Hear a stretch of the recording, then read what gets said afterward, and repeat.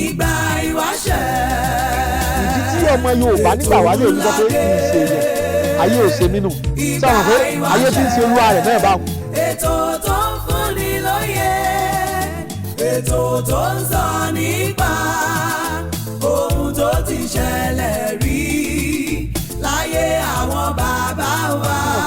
ọba tí wàá ṣẹlẹ̀ sí tá a fẹ́ kọ́ ṣẹlẹ̀ nígbà yí àbàbà wa òwe sùn jẹ́ kí wọ́n sún síwájú. Ewé àtẹ̀kọ́ láyé ń bí Ìgbà Ìwáṣẹ, ètò tó ń kọ́ni lọ́gbọ́n. àwọn kan yìí ni bàbá wa fi tọ́jú nárùn láyé àtijọ́ wọn ò wo nárùn sàn nínú ara nárùn ìyá tó máa bọ́ sí àgọ́ ara ẹlòmíì tí ó sọ di kòkòrò tí kòkòrò ńláńlá àwọn kòkòrò alápájú bí kòkòrò bá wá mú yàn kòkòrò nárùn táwọn wá bẹ̀rẹ̀ sí lo ọṣẹ tá à ń fi ra tá a bẹ̀rẹ̀ sí ra kírímù òyìnbó tá à ń fi ra tí ń bá ń lọ yọ̀ máa padà torí inú ẹ̀jẹ̀ ló wà àfikọ́ lọ nárùn yìí kan náà a máa ba ẹ̀jẹ̀ jẹ́ yóò jẹ́ kí ẹ̀jẹ̀ ọmọ clot kò ní jẹ́ kí ẹ̀jẹ̀ ìsanwó ríbi gbé ẹ̀jẹ̀ freely lọ síbi tó yẹ kó lọ nú ọkàn kankan ní nírọ̀rùn yóò di pé ìfúnpá ń ga ẹ̀ẹ́dẹ̀gẹ́ni kan ṣe ojú ẹsẹ̀ òyì ń kọ́ oríṣiríṣi nǹkan ní ọmọ ṣẹlẹ̀ kò ní rọrùn sùn dáadáa mọ́ nárùn yìí kan náà torí pé iṣan ní ara ọkùnrin kò ní jẹ́ kí ara ọkùnrin ó dìde mọ́ rárá ọ̀pọ̀lọpọ̀ ọkùnrin ní nárùn ti sọ dọ̀lẹ́ ìlọ́wọ́ á fa àìsàn òjijì tí ń ṣe ọ̀pọ̀lọpọ̀ ní ìsìn tí wọ́n ní àìsàn rọpárọsẹ̀ ọgbà ayé kan ní ìsìn nígbà tí nárùn bá yàn jà òjò lè sọkọ ìyàwó rẹ̀ dáadáa mọ́ ìgbà tí ó bá béèrè ẹ fún mi lágùn mọ́ jẹ̀dí tí ó bá béèrè ẹ fún mi lágùn mu kára ó le bí ó bá ra nǹkan ẹlẹ́rìndòdò àbí nǹkan tí wọ́n ń ṣe káàkiri ní ìsìn nǹkan tí ó jẹ́ kó lè bá obìnrin lò pọ̀ lágídí lágbára ní ọ̀lọ́ wá tó jẹ́ mọ́ power bí ó bá lóògùn èbó náà nǹkan mọ́ power òyìnbó ní ọ̀lọ́ lò ìsan wàhánà lágídí báwo ni tá a mú lágídí ò ṣe ní sọsẹ́lẹ̀ lágídí bó ṣe mọ́tò náà ní bá ń ṣiṣẹ́ agbára wáyé omi ọ̀dẹ́bí tó yẹ kó dé yóò máa ṣe kùtùkùtù gbọ́ kódà olè omi ọ̀bá supply ó lè ju jásikẹ́tì lọkọ̀ bá nílò mọ́ ní ọba ní sì ní dàka bẹ́ẹ̀ náà lára àwa èèyàn náà rí nárùn yìí ń sàrùn dáadáa ẹ dákun mo fẹ́ kẹ́ ẹ jẹ́ ká mójútó ó ṣèyàn ní rápẹ̀rẹ̀ rẹ̀ ni kò tí ẹ tí ì mọ rápẹ̀rẹ̀ rẹ̀ torí Yorùbá gbàgbọ́ bàbá mi lè rí dáadáa Yorùbá gbàgbọ́ pé nárùn yìí jẹ́ àìsàn tí ń bẹ lára ọ̀pọ̀lọpọ̀ èèyàn ó lè má jáde tí nárùn bá ń bẹ lára bàbá èèyàn tó bá bíyàn sáyé nárùn ó mú ọmọ náà ọ̀tọ̀ọ̀tọ̀ wá níbí nárùn ṣe é jà lára kálukú ẹlòmíì kòkòrò ni ó fi máa mú bá ti ń lọ yọmọ padà ẹlòmíì nárùn rẹ̀ ẹnu ni yóò máa rùn jáde tí bá ti ń sọ̀rọ̀ báyìí yóò máa ní mouth odor yálà máa fi pẹ̀fúmù sí mouth wash yóò máa fi sẹ́nu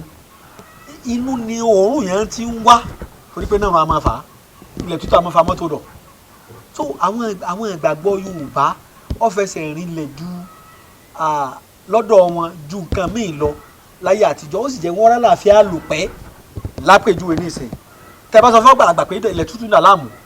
pé ẹsẹ̀ rẹ̀ ó wù ẹsẹ̀ wú ọwọ́ ń wú tàbí ó sùn pátápátá ń mú lọ́wọ́ ẹsẹ̀ ń kúrìrì ọwọ́ ń kúrìrì tá ilẹ̀ tútù ní sísè yóò hàn sí ilẹ̀ tútù àmọ́ mọ́gbàlagbà ni ilẹ̀ tútù àsì mọ́ mọ́gbàlagbà kò sí àìsàn tí ń sọ ọmọdé tí ò sí lára àgbà àìsàn tí ẹ bá wòkù kékeré ìní báyàn dàgbà ẹ jẹ́ wọn ajá yìí sí o bàbá mi ló sọ fún mi gbogbo èèyàn tí bá bẹ láyé fáyítọ́ ọmọ 40 ọdún àìsàn tí wọ́n pamọ́ láti ọ̀sán tán tó bá tó go ọmọ 40 ọdún yóò padà bẹ léwò lára rẹ̀ tí ì bá máa lo oògùn sí tọ́bẹ̀ bẹ léwò tó flash ẹ̀ lẹ́ẹ̀kínní tí àbáyé ti tọ́jú ẹ̀ ó lè dágúnlẹ̀ ẹ̀mí ẹ̀lúmí fígùn wọn ẹni tó bá ní àìsàn ilẹ̀ tútù tàbí nárùn lára tàbí gìrìgìrì ló tiẹ̀ burú jù gìrì tí gìrì bá ń ṣe ara ilẹ̀ tútù ní gìrì torí gìrì tó bá yá sọ̀rọ̀ nípa ilẹ̀ tútù gìrì ilẹ̀ tútù pọ̀ oríṣiríṣi ilẹ̀ tútù orí ọkàn wà tí ń fa ẹ̀jẹ̀ rú ilẹ̀ tútù ti gìrì ń bẹ tára ọmọ ta ilẹ̀ tútù gìrì ń póríṣi méjì abo gìrì ń bẹ bàbá mi ń bẹ à ń pè ní òtìtì tẹ bá dádúró báyìí nǹkan kò ní í ṣe yín arákàlẹ́sẹ̀ gìrì wà ilẹ̀ tútù òtìtì ń bẹ lára èèyàn nu òun ni òyìnbó ń pè ní meningitis so kò sí tí wọ́n ń pè lóyìnbó káàkiri kódà bẹ́ẹ̀ bá fẹsẹ̀ kọ gbìrì báyìí ọ̀kan bẹ ilẹ̀ tútù náà ni wọ́n ń pè ní titanus ilẹ̀ tútù ni àti kéní ó ti wà lára èèyàn tẹ́ bá fẹsẹ̀ kọ báyìí tí èèyàn bá yẹ ti tọ́jú ojú egbò tóun báyìí wọ̀ ń lo ilẹ̀ tútù tiẹ̀ gírí tiẹ̀ ọ̀gbá ká máa làyàn lábẹ́ tí wọ́n fi ṣe abẹ láyé jọ́ lÓgbómọ̀ṣọ́ àbáwo kọlà ní máa kọlà gírí síyàn la wọn àgbọ̀dọ̀ kọ́ fún ẹ tó bá ní tálọ́ọ̀sì la ó lè bàbẹ̀ kú sàfikẹ́ ẹ lo oògùn gírí ilẹ̀ tútù gírí sí ẹ dákun ẹ̀yàn yẹn wa ẹ jẹ́ àpàdà sígbà wáṣẹ̀. ẹni tá à ń retí rèé o yẹ ẹ ṣe kábíyèsí fọba. kábíyèsí o. ọba ni lóòótọ́ atọ́ba tẹ́lẹ̀sì ní láàrin àwọn akẹgbẹ́ rẹ̀ ó pọ́n láwọ̀ rẹ́súrẹ́sú ó wà nínú ike tó yááyé pẹ̀lú ìrísí tó fanimọ́ra tó bá ń ṣe ni bí òtútù àbí rònú dórí ẹni kodò tá a bá ti rán ni sí i gbogbo ẹ̀ dópinu tó bá kọ́kọ́ dórí ahọ́n yóò kọ́kọ́ jarun pa ara níbẹ̀ fẹ́ẹ́rẹ́fẹ́ tó bá dé gògóńgò tán a sì sé mẹ́ni jọjọ tá là ń pè rí Royal Zebra alcoholic bitter drink. ẹ̀kẹ́ni gbélérò Royal Zebra bitter drink alátìlẹ́yìn ògóró ẹ̀yìn tí ń roni gorogo omi mu ti fún ọkùnrin lákọ̀tún agbára tó tún dènà àwọn àrùn mádùnmádùn nínú ara Zulawog International Nigeria Limited tó wà ní #1 Ewu Olóyè Street Ìtasọ́ní Ìságámù nípínlẹ̀ Ògùn ló ń pọn Royal Zebra bitter drink hello 09054733314 bí ronú tìjọ kó o bọ́ ságbo Zebra. nígbà yóò tó bá fẹ́ pè mí ó ní 082 335 80664 ẹgbọ́n lẹ́ẹ̀kan sí 080 335 80664 zen number pẹ̀tẹ́lẹ̀ pèmí sí ní 080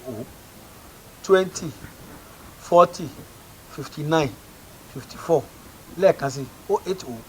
20 40 59 54 ìgbà yòówù tó bá ti ń bọ̀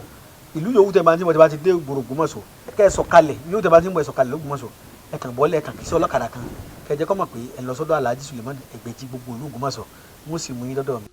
Ẹgbẹ̀jì dé ìdùnnú ṣubú láyọ̀ ìwọ táyé ń pọ́n lójú májànsẹ́ mọ́lẹ̀ mọ́ ọ̀nà àbáyọ rẹ̀ ti wà lọ́dọ̀ Alhaji Suleiman Ẹgbẹ̀jì Elédùà àṣetìẹ́. iná ti di ọlọ́jà pẹ̀kọ́rọ̀ kánú oko òjò kàtàkàtà wọ̀ ló ti bá wọn rẹ́yìn ọ̀gbẹ́lẹ̀ Alhaji Suleiman Ẹgbẹ̀jì gbogbo olè Ògbómọ̀ṣọ́ ojúlówó oníṣègùn ìbílẹ̀ dé ti bélégbodò tẹ́ múyẹ́múyẹ́ agẹ̀sìnjáwé ọ̀dọ́sọ̀ọ̀gùn olóògùn kàǹkàtì kanakana orí ẹ̀ ń fò rákínrákín àgbègbè bẹ́ẹ̀ ń fò rágàjìgì oníṣègùn ìbílẹ̀ ju oníṣègùn ìbílẹ̀ lọ ìwọ tíṣẹ̀ rí ò lọ déédé ìwọ tá ìsàn kan dà láàmúnú àgọ́ ara ìwọ tó ń fọwọ́ sùn nù gírí gbígbẹ ìwọ tó ń ní ìjákulẹ̀ ìwọ tó fẹ́ lọ ló òyìnbó tó rọ́nà lọ ìwọ tó rí lẹ́kọ́ ìwọ tó rí nǹkan rẹsẹ̀ rí kàn sí Alhaji Suleiman Ẹgbẹ̀jì gbogbo olè Ògbómọ̀ṣọ́ ẹlẹ́yinjú àánú tí bá ní bẹ́lúwa ẹlẹ́yinjú oore tí mẹ́tutù àwọn àgbà Alhaji Suleiman Ẹgbẹ̀jì ẹ lè pè wọ́n sórí nọ́mbà yìí 08033580664 Alhaji Suleiman Ẹgbẹ̀jì ẹni kọ̀pẹ́ ìgbàgẹ̀rẹ̀ ní òru ẹni kọ́lé ológbojò ní òtún mọ́ ẹni tó robi sí ọ ni bí ó padà bá. ibi ò ní bá wa tọmọtọmọ ẹ sá mọ́ sàmì.